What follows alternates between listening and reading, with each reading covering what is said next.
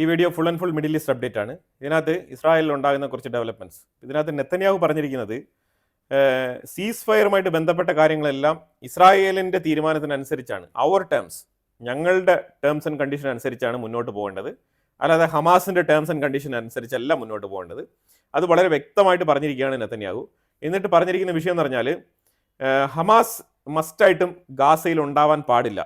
ഈ ഒരു നിലപാടിൽ നെതന്യാഹു വളരെ ഉറച്ചു നിൽക്കുന്ന ഒരു സാഹചര്യമാണ് നമുക്കിപ്പം കാണാൻ കഴിയുന്നത്. അപ്പോൾ ഇതുകൊണ്ട് സംഭവിക്കാൻ പോകുന്ന പറഞ്ഞാൽ ഹമാസിനെ 100% പ്രഷർ, ആ രീതിയിലുള്ള പ്രഷർ തന്നെയാണ് കൊടുക്കുന്നത്. ഇതിനെ മൾട്ടിപ്പിൾ ടൈംസ് ഖത്തറിൻ്റെ അടുത്തും ഇതിനെക്കുറിച്ച് ഡിസ്കസ് ചെയ്തിട്ടുണ്ട്. അതും കൂടി ഇവിടെ പറയുന്നുണ്ട്. ഖത്തറിലേക്ക് ഒരു ടീമിനെ അയച്ചിട്ടുണ്ടായിരുന്നു ഇന്നലെ ഖത്തറിൽ ആ ടീം പോയെങ്കിലും ഹമാസിൻ്റെ സൈഡിൽ നിന്ന് ആരും വന്നിട്ടില്ല. അതാണ് ഇതിൽ ശ്രദ്ധേയമായിട്ട് നോക്കി കാണേണ്ടത്.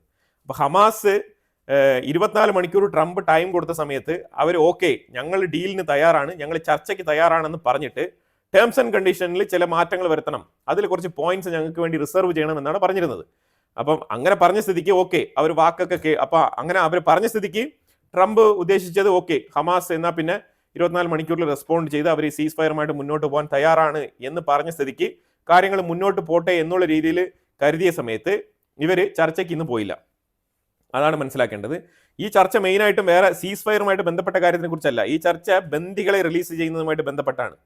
ബന്ദികളെ ഏത് രീതിയിൽ റിലീസ് ചെയ്യും, ഏതൊക്കെ ബന്ദികൾ ജീവനോടെ ഉണ്ട്, ഈ 10 ബന്ദികൾ മാത്രമാണ് ഉള്ളത്, ഇല്ലെങ്കിൽ 20 പേര് എങ്ങാനും ഉണ്ടോ, ഈ രീതിയിലുള്ള ചർച്ചകളൊക്കെ നടത്തി ഒന്ന് ക്ലാരിഫൈ ചെയ്യാൻ വേണ്ടിയിട്ടാണ് ഇന്ന് പ്രാഥമികമായിട്ട് ഒരു ചർച്ച അറേഞ്ച് ചെയ്തിരുന്നത്. ആ ചർച്ചയിൽ ഹമാസ് പങ്കെടുത്തിട്ടില്ല.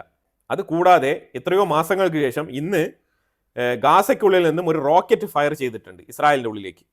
IDF കൺഫേം ചെയ്തതാണ്. ഗാസയിൽ നിന്നാണ് ഈ റോക്കറ്റ് ഫയർ ചെയ്യപ്പെട്ടത്. നമ്മൾ ഇതിനു മുമ്പ് അതിനൊരു വീഡിയോ ഇട്ടിട്ടുണ്ട്. ഹിസ്ബുള്ള തയ്യാറെടുത്തിരിക്കുകയാണ്. ഹിസ്ബുള്ളയും ഏത് നേരത്തും റോക്കറ്റ് ലോഞ്ച് ചെയ്യാനുള്ള സാധ്യത ഉണ്ട് എന്നുള്ള ഒരു ഇന്റലിജൻസ് വിവരം കൂടി ഇസ്രായേലിന് കിട്ടിയിട്ടുണ്ട്. അതായത് ഏറ്റവും കൂടുതൽ ആയുധങ്ങൾ, അതായത് ഏത് വിധേനയും ആയുധങ്ങൾ ഇറാൻ ഹിസ്ബുള്ളയ്ക്ക് എത്തിച്ച് ഹിസ്ബുള്ള ത്രൂ ഇസ്രായേലിലേക്ക് ഒരു പ്രഷർ കൊടുക്കാൻ വേണ്ടി ശ്രമിക്കുകയാണ്. കാരണം ഇറാന്റെ ഉള്ളിൽ ഹമാസിന്റെ സാന്നിധ്യം, അതാണ് ഇതിൽ ഏറ്റവും ശ്രദ്ധിക്കപ്പെടേണ്ട വിഷയം. ഇറാന്റെ ഉള്ളിൽ ഹമാസിന്റെ സാന്നിധ്യം ഇറാനെ അസ്വസ്ഥതപ്പെടുത്തിക്കൊണ്ടിരിക്കുകയാണ്. അതിന് തക്കതായ മറുപടി കൊടുക്കണം. ഓപ്പൺ ആയിട്ട് റിറ്റാലിയേഷൻ ചെയ്യാൻ പറ്റത്തില്ല. അപ്പം അതുകൊണ്ട് പ്രോക്സിയെ വെച്ച് അത് ഹിസ്ബുള്ള എങ്കിൽ ഹിസ്ബുള്ള അവരെ ഏത് വിധേനയും കൺവിൻസ് ചെയ്ത് അവർ ത്രൂ വീണ്ടും ഇസ്രായേലിലേക്ക് റോക്കറ്റുകൾ അയച്ച് തുടങ്ങാം എന്നുള്ളൊരു തീരുമാനത്തിൽ എത്തിയതായിട്ട് മനസ്സിലാക്കാൻ പറ്റുന്നുണ്ട്. ഇറാന്റെ സൈഡിൽ നിന്നും പുതുതായിട്ട് ഈ രീതിയിലുള്ള തീരുമാനങ്ങളൊക്കെ വന്ന സ്ഥിതിക്ക് ഹിസ്ബുള്ള കുറച്ച് ആഘോഷത്തിലാണ്. ഹിസ്ബുള്ളയുടെ ലീഡർ പറഞ്ഞിരിക്കുന്നത്, ഞങ്ങൾ ഒരിക്കലും ആയുധം താഴ്ത്തി വെക്കില്ല, ഞങ്ങൾ ഒരിക്കലും ആയുധം ഉപേക്ഷിക്കില്ല. ലെബനാന്റെ ഉള്ളിൽ നിന്നും ലെബനാന്റെ ഇപ്പൊ നിലവിലെ ഭരിച്ചുകൊണ്ടിരിക്കുന്ന ജോസഫ് ആവോന്റെ സർക്കാർ പറഞ്ഞത് ഹിസ്ബുള്ള ആയുധം താഴ്ത്തി ലെബനാൻ വിട്ട് ഒഴിഞ്ഞു പോകണം, പറ്റുമെങ്കിൽ ഇറാനിലോട്ട് തന്നെ മടങ്ങി പോകണം എന്നാണ് പറഞ്ഞു വെച്ചത്. അതിനുള്ള മറുപടിയും കൂടിയാണ് ഈ ഹിസ്ബുള്ളയുടെ ലീഡർ പറഞ്ഞത്. ഞങ്ങൾ ആയുധം താഴ്ത്തുകയുമില്ല, ലെബനാൻ വിട്ട് ഒഴിഞ്ഞു പോവുകയുമില്ല എന്നുള്ള ഒരു സ്റ്റേറ്റ്മെന്റ് ആണ് പറഞ്ഞു വെച്ചിരിക്കുന്നത്. ഇതിന്റെ അർത്ഥം എന്ന് പറഞ്ഞാൽ തുടരെ സദൻ ലെബനാൻ ഭാഗത്ത് ആയുധങ്ങൾ കൊണ്ടുവന്ന് ഏത് വിധേനയും ഇസ്രായേലിന്റെ അടുത്ത് എപ്പോഴും ഒരു യുദ്ധസമാനമായ ഒരു അന്തരീക്ഷം സൃഷ്ടിച്ചുകൊണ്ടിരിക്കുക എന്നുള്ളതാണ് അവരുടെ നിലവിലെ തീരുമാനമെന്ന് മനസ്സിലാക്കാൻ പറ്റുന്നത്. പക്ഷേ ഇസ്രായേൽ തുടരെ ആക്രമണം നടത്തിക്കൊണ്ട് തന്നെയാണ് ഇരിക്കുന്നത്. അപ്പോൾ ഇത് ഇസ്രായേലിന്റെ ഉള്ളിൽ നെരീം എന്ന് പറഞ്ഞ സ്ഥലത്താണ് ഈ റോക്കറ്റ് വന്ന് പതിച്ചത്. അത് ജസ്റ്റ് ഒരു ഡെഡ് സ്പേസിലാണ് വീണത് എന്നും കൂടി പറയുന്നുണ്ട്. Israel prime minister Benjamin Netanyahu ട്രംപിനെ മീറ്റ് ചെയ്യുന്നതിന് മുമ്പായിട്ട് തന്നെ ഗാസ വിഷയത്തിൽ നിർണായകമായിട്ടുള്ള ഒരു ഡീലിൽ എത്തണം എന്ന് വിചാരിക്കുന്നുണ്ട്. അപ്പോൾ അതൊരു ഡിഫിക്കൽട്ട് ടാസ്ക് ആണെന്ന് നെതന്യാഹുവിനെ ചുറ്റിയിരിക്കുന്ന ആൾക്കാരൊക്കെ ഉപദേശിക്കുന്നുണ്ട്. അതായത് ആ ലിക്വിഡ് പാർട്ടിയിൽപ്പെട്ട ആൾക്കാരൊക്കെ ഉപദേശിക്കുന്നുണ്ട്. അതൊരു ക്രൂഷ്യൽ തീരുമാനമാണ്. അവരുടെ അഭിപ്രായം എന്ന് പറഞ്ഞാൽ ട്രംപിനെ മീറ്റ് ചെയ്തിട്ട് വന്നിട്ട് ഗാസ ഡീല് ഓക്കെ ആക്കുന്നതായിരിക്കും നല്ലത് എന്നാണ് മെജോറിറ്റി അഭിപ്രായം. പക്ഷെ നെതന്യാഹു ഉദ്ദേശിക്കുന്നത് ട്രംപിനെ മീറ്റ് ചെയ്യുന്ന സമയത്ത് ഏതെങ്കിലും തരത്തിലുള്ള ഒരു ഡീൽ കയ്യിലുണ്ടാവുന്നത് വളരെ നല്ലതാണെന്ന് ബെഞ്ചമിൻ നെതന്യാഹു വിശ്വസിക്കുന്നുണ്ട്. കാരണം നെക്സ്റ്റ് ലെവൽ അപ്രോച്ചിനെ കുറിച്ച് ഡിസ്കസ് ചെയ്യാൻ പറ്റും. അല്ലാന്നുണ്ടെങ്കിൽ അവിടെ പോയി കഴിഞ്ഞാലും ഈ ഗാസ ഡീലിനെ കുറിച്ച് മാത്രമായിരിക്കും ട്രംപ് സംസാരിക്കുക. അപ്പം നെതന്യാഹുവിന് നെക്സ്റ്റ് ലെവൽ ഡിസ്കഷൻ വേണം. അതായത് ഗാസയെ മറന്നുകൊണ്ട് അല്ലെങ്കിൽ ഗാസയെ ഒഴിവാക്കിക്കൊണ്ട് അതിൻ്റെ അടുത്ത ഘട്ടത്തിലേക്കുള്ള ചർച്ച. അതായത് എന്താണ് അടുത്ത പ്ലാൻ, ഗാസയെ എന്താക്കാൻ പോകുന്നു, ഹമാസിനെ എങ്ങോട്ട് അയക്കാൻ പോകുന്നു, ഞങ്ങൾ സീസ് ഫയറിന് തയ്യാറാണ്, ഞങ്ങൾ സീസ് ഫയറിന് റെഡിയാണ്, ഞങ്ങൾ സീസ് ഫയർ വെക്കാൻ ഇന്ന പോയിന്റ്സുകളൊക്കെ ഡിസ്കസ് ചെയ്ത് റെഡിയാക്കി വെച്ചിട്ടുണ്ട് എന്നുള്ള ഒരു ക്ലിയർ ആയിട്ടുള്ള ഒരു ഡീൽ കയ്യിൽ വേണം എന്നാണ് നെതന്യാഹു വിചാരിക്കുന്നത്. അത് എത്രമാത്രം സക്സസ്ഫുൾ ആവും എന്നുള്ളത് അറിയത്തില്ല. കാരണം ഹമാസ് മീറ്റിംഗ് ഉപേക്ഷിച്ചുകൊണ്ടിരിക്കുന്ന സാഹചര്യമാണ് ഇപ്പം കാണാൻ കഴിയുന്നത്. ഹമാസ് എന്താണെന്ന് പറഞ്ഞിരിക്കുന്നത് നമുക്ക് നോക്കിക്കഴിഞ്ഞാൽ ഹമാസ് പറഞ്ഞിരിക്കുന്നത് ഞങ്ങൾ സീസ് ഫയർ ഡീലിനൊക്കെ ഓക്കെയാണ്, പക്ഷേ ചില കണ്ടീഷൻസ് ഉണ്ട്, ആ കണ്ടീഷൻസ് ചർച്ച ചെയ്ത് പരിഹരിക്കണം, ചർച്ചയ്ക്ക് ഞങ്ങൾ തയ്യാറാണെന്നാണ് പറഞ്ഞിരിക്കുന്നത്. അതായത് ഓരോ ചർച്ചയും അവർ ഒഴിവാക്കിയിട്ട് പിന്നെ പറയുകയാണ് ചർച്ചയ്ക്ക് തയ്യാറാണെന്ന്. അപ്പോൾ അത് ഇന്ന് രാവിലെ മുതൽ വൈകുന്നേരം വരെയുള്ള സമയം അങ്ങ് ഒഴിവാക്കുക, എന്നിട്ട് വൈകുന്നേരം വന്നിട്ട് ഒരു സ്റ്റേറ്റ്മെന്റ് അങ്ങ് പുറപ്പെടുവിക്കുക, ഞങ്ങൾ ചർച്ചയ്ക്ക് തയ്യാറാണ്. ഇതാണ് ഇപ്പോൾ നടന്നുകൊണ്ടിരിക്കുന്നത്. അപ്പോൾ എന്തായാലും നെക്സ്റ്റ് ഡേയിലുള്ളിൽ വരുന്ന 2 ദിവസങ്ങൾക്കുള്ളിൽ തിങ്കളാഴ്ച ചൊവ്വാഴ്ച ഈ 2 ദിവസങ്ങൾക്കുള്ളിൽ ഹമാസും ഇസ്രായേലും തമ്മിൽ നിർണായകമായിട്ടുള്ള ഒരു ചർച്ചയെങ്കിലും നടക്കുമെന്നാണ് പ്രതീക്ഷിക്കുന്നത്.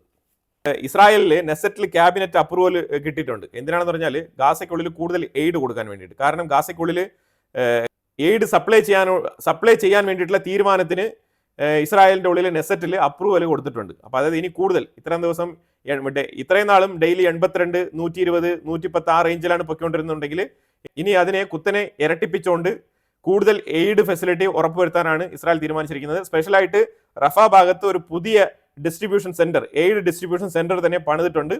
അവിടെയും കൂടി അഡീഷണൽ ആയിട്ട് എയ്ഡ് സപ്ലൈ ചെയ്യുന്നതായിരിക്കും. അതുപോലെ തന്നെ ഗാസയിലുള്ള എൻറ്റയർ പോപ്പുലേഷനെ ഡീപ്പ് സൗത്തിലേക്ക് മാറ്റിപ്പാർപ്പിക്കാൻ ഐഡിയ പലരും കൊടുക്കുന്നുണ്ട്. പ്രത്യേകിച്ച് ഇയാൽ സാമിർ എന്ന് പറഞ്ഞ ഇസ്രായേലിന്റെ IDF-ന്റെ ചീഫായിട്ടുള്ള ഇയാൽ സാമിറാണ് ഈ ഒരു ഐഡിയ കൊടുത്തത്. കാരണം പുള്ളി പറയുന്നത് ഗാസ എന്ന് പറയുന്നത് ഒരു സ്ട്രിപ്പാണ്. ആ സ്ട്രിപ്പിന്റെ അങ്ങ് അറ്റത്ത് ഈജിപ്തിന്റെ ബോർഡർ ആണെന്ന് പറയുന്നെങ്കിലും അത് ഈജിപ്ത് അല്ല, അത് സൈനായാണ്. ഈ സൈനായ് എന്ന് പറയുന്നത് 1967 പൂർണ്ണമായിട്ടും കൈയടക്കി അങ്ങ് സൂയസ് കനാൽ വരെയുള്ള സ്ഥലങ്ങൾ പിടിച്ചു വെച്ചിരുന്നതാണ്. എന്നിട്ട് വെറുതെ അങ്ങ് വിട്ടുകൊടുത്തതാണ് ഈജിപ്തിന്. ഇസ്രായേലിനും അറിയാം, ഈജിപ്തിനും അറിയാം, ഇതിൽ എൻറ്റയർ അറബ് കൺട്രിക്കും ഈ ലോകമെമ്പാടുമുള്ള ആൾക്കാർക്ക് അറിയാം ആ സൈനായ് എന്ന് പറഞ്ഞ ഡെസേർട്ട് വെറുതെ കിടക്കാണെന്നുള്ളതാണ്. അവിടെ ഒരു ഈജിപ്ഷ്യനോ ആരും തന്നെ താമസിക്കുന്നില്ല. അവിടെ കുറച്ച് മിലിറ്ററി ബേസുകൾ ഇവിടെയൊക്കെ ആയിട്ടുണ്ട്, അതിലുപരിയായിട്ട് വേറെ ഒന്നും തന്നെ അവിടെ ഇല്ല. അപ്പോൾ അത്രയും ഡെഡ് ലാൻഡ് കിടക്കുന്ന സ്ഥലത്ത് ഏത് രാജ്യവുമായിട്ടാണ് ഫൈറ്റ് ചെയ്യുന്നത്? ഒരു രാജ്യവുമായിട്ടല്ല ഫൈറ്റ് ചെയ്യുന്നത്. ഈ ഗാസ എന്ന് പറഞ്ഞത് ജസ്റ്റ് കൊണ്ട് അവിടെ പ്ലേസ് ചെയ്തിരിക്കുകയാണ്. അതായത് ഇസ്രായേലിന് 24/7 ശല്യം ചെയ്തുകൊണ്ടിരിക്കാൻ വേണ്ടിയിട്ട് അവിടെ കൊണ്ട് പ്ലേസ് ചെയ്തിരിക്കുകയാണ് ഒരു സ്ഥലം. അപ്പോൾ കാരണം ഇതൊക്കെ ഇതിന് മുമ്പ് ഈജിപ്തിന്റെ ഭാഗമായിട്ടിരുന്ന സ്ഥലങ്ങളാണ് ഈ ഗാസ സ്ട്രിപ്പ് എന്നൊക്കെ പറയുന്നത്. അപ്പോൾ ഇവരെ ഏറ്റവും കൂടുതൽ സൗത്ത് സൈഡിലേക്ക് പുഷ് ചെയ്ത് താമസിപ്പിച്ചിട്ട് ബാക്കിയുള്ള സ്ഥലങ്ങളൊക്കെ ഇസ്രായേലിന്റെ കൺട്രോളിൽ എടുത്താൽ എന്താണ് കുഴപ്പം എന്നുള്ള ചോദ്യം അവിടെ ഉയരുന്നുണ്ട്. ഇതുമായിട്ട് ബന്ധപ്പെട്ട ഡിസ്കഷൻസ് നടക്കുന്നുണ്ട്. പക്ഷേ നെതന്യാഹു പറഞ്ഞത് ഈ മൊമെന്റിൽ ആ ഡിസ്കഷൻ അത്ര ഉപകരിക്കില്ല. കാരണം ഒരു സൈഡിൽ അമേരിക്കൻ പ്രഷർ ഉണ്ട്, അതായത് ഈ ഒരു സീസ് ഫയർ ഡീൽ എത്രയും വേഗം കൊണ്ടുവരണം എന്നുള്ളത്. അതിലുപരി നമ്മളിപ്പോൾ പുതിയ ഐഡിയ നമ്മൾ പുതിയ നീക്കങ്ങൾ കൊണ്ടുവന്നു കഴിഞ്ഞാൽ ഹമാസ് അതിനെ ഒരു ചാൻസ് ആയിട്ട് എടുത്തുകൊണ്ട് അവർ അതുമായിട്ട് ബന്ധപ്പെട്ട് തർക്കങ്ങൾ ഉന്നയിച്ചുകൊണ്ടിരിക്കും. അതിലുപരി നമ്മളുടെ എയിം എന്ന് പറഞ്ഞാൽ ഹമാസിനെ പൂർണ്ണമായിട്ടും ഗാസയിൽ നിന്ന് പുറത്താക്കുക എന്നുള്ളതാണ്. അപ്പോൾ ആ നടപടി ആദ്യം ചെയ്യുക. അത് ചെയ്തു കഴിയുമ്പം പിന്നെ ബൈ ഡീഫോൾട്ട് ജനങ്ങളെ എവിടെ വേണമെങ്കിലും താമസിപ്പിക്കാമല്ലോ. ഗാസയുടെ പുറത്ത് സൈനായ് പ്രൊവിൻസിൽ ഒരു ഏരിയ ലൊക്കേറ്റ് ചെയ്ത് അവിടെ താമസിപ്പിക്കാം, എവിടെ വേണമെങ്കിലും താമസിപ്പിക്കാമല്ലോ. അപ്പോൾ ആദ്യം ഹമാസിനെ പുറത്താക്കുക എന്നുള്ളതാണ് ലക്ഷ്യം. അപ്പോൾ അതിൽ നമുക്ക് സ്റ്റിക്ക് ഓൺ ചെയ്ത് നിൽക്കാം എന്നാണ് നെതന്യാഹുവിൻ്റെ വാദം. അതുപോലെ തന്നെ ഈ എയ്ഡ് സപ്ലൈ ചെയ്യുന്ന സ്ഥലങ്ങളിൽ ഒരുപാട് സിവിലിയൻസ് കൊല്ലപ്പെടുന്നതായിട്ടുള്ള വാർത്തകൾ തുടരെ വന്നുകൊണ്ടിരിക്കുകയാണ്. അപ്പം ഇതിനകത്ത് ഒരു ദിവസം ഹമാസിന്റെ ആൾക്കാരെ കണ്ടെത്തിയതിന്റെ പേരിൽ ഒരു സ്പോട്ടിൽ ഇസ്രായേൽ വെടിവെച്ചിട്ടുണ്ട് IDF. അതിലുപരിയായിട്ട് വേറെ ഒരു സ്പോട്ടുകളിലും ഇസ്രായേൽ വെടിവെച്ചിട്ടില്ല. അപ്പോൾ ഇത് വളരെ വ്യക്തമായിട്ട് തന്നെ IDF ക്ലാരിഫൈ ചെയ്തിട്ടുണ്ട്. പിന്നെ സിവിലിയൻസ് കൊല്ലപ്പെടുന്നെങ്കിൽ അതിന്റെ കാരണം, അതും പ്രത്യേകിച്ച് എയ്ഡ് കൊടുക്കുന്ന സ്ഥലങ്ങളിൽ സിവിലിയൻസ് കൊല്ലപ്പെടുന്നെങ്കിൽ അതിന്റെ കാരണം ഹമാസ് ആണ് എന്നും കൂടി ഇസ്രായേൽ പറഞ്ഞു വെക്കുന്നുണ്ട്. അതുപോലെ തന്നെ സിറിയയിലെ ഗോലാൻ ഹെയ്റ്റ്സിന്റെ ഏരിയ ഇസ്രായേൽ കൂടുതൽ അതുപോലെ തന്നെ സിറിയയിലെ ഗോലാൻ ഹെയ്റ്റ്സിലെ ഏരിയ കുറച്ചുകൂടെ എക്സ്പാൻഡ് ചെയ്യുകയാണ് ഇസ്രായേൽ.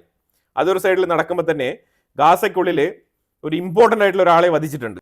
നോർത്ത് ഗാസ കമാൻഡറാണ് വധിക്കപ്പെട്ടത്. Ramzi Ramadan Abd Ali Salah എന്ന് പറഞ്ഞ വ്യക്തിയാണ് ഈ നോർത്തേൺ ഗാസ കമാൻഡറായിട്ട് ഹമാസിൽ നിയമിക്കപ്പെട്ടിരുന്ന വ്യക്തിയാണ് ഈ റംസി റമദാൻ. ഇയാളെയാണ് ഇസ്രായേൽ വധിച്ചിരിക്കുന്നത്. ഇതാണ് നിലവിലെ ഇസ്രായേലുമായിട്ട് ബന്ധപ്പെട്ട അപ്ഡേറ്റ്സ്. ഇതുമായിട്ട് ബന്ധപ്പെട്ട നിങ്ങളുടെ അഭിപ്രായങ്ങൾ കമന്റ് ബോക്സിൽ രേഖപ്പെടുത്തുക. കൂടുതൽ വാർത്തകളുമായിട്ട് അടുത്ത വീഡിയോയിൽ വരാം. Thank you so much.